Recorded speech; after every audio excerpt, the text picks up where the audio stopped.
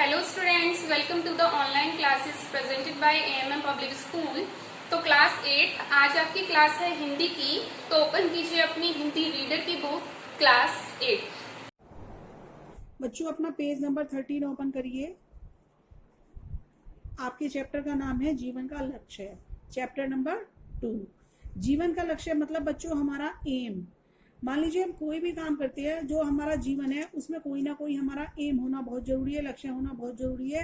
अन्यथा क्या होता है कि हम अपना जीवन ऐसे ही जीते रहेंगे जब हमारा कोई एम ही नहीं है, बस अपना खा लिया पहन लिया सो गए, तो हमारा लाइफ ऐसे ही चलती रहेगी क्योंकि हमारा कोई लक्ष्य नहीं है। तो आज मैं आपको पढ़ाऊंगी कि हमारे जीवन में लक्ष्य का होना कितना जरूरी है। तो इस चैप्टर में देखिए बच्चों, सफलता शब्द सुनते ही तन मन में प्रसन्नता का संचार हो जाता है।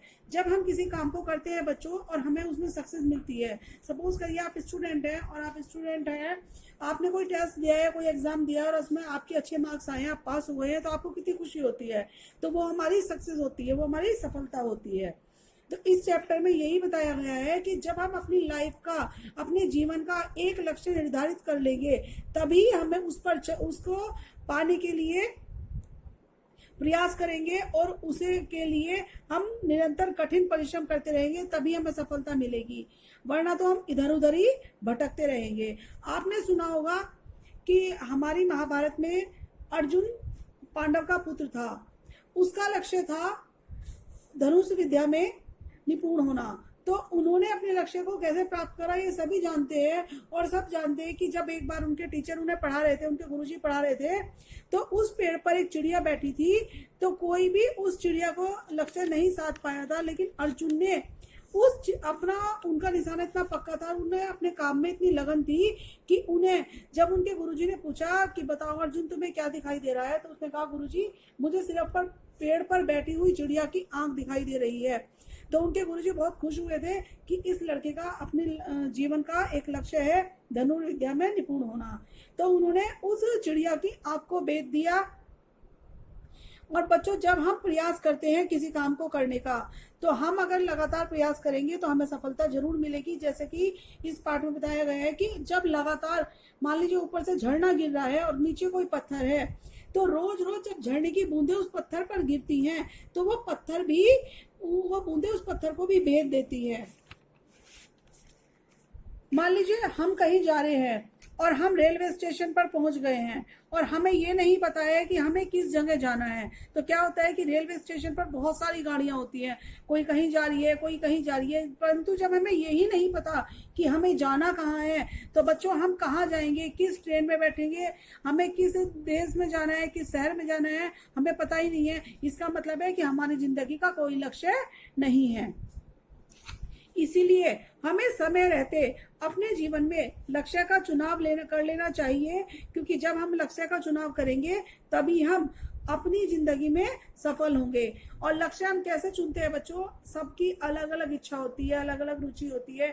किसी को कोई काम करने में मजा आता है, किसी को कोई काम करने में मजा आता है। तो हमें जिस काम को करने में सुकून मिले, जिस काम को करने में हमारा दिल लगे, हमें वही काम को चुनना चाहिए।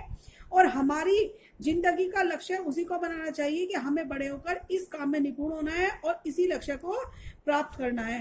तभी हम जो है सफलता प्राप्त कर पाएंगे, अन्यथा हम सफलता प्राप्त नहीं कर पाएंगे।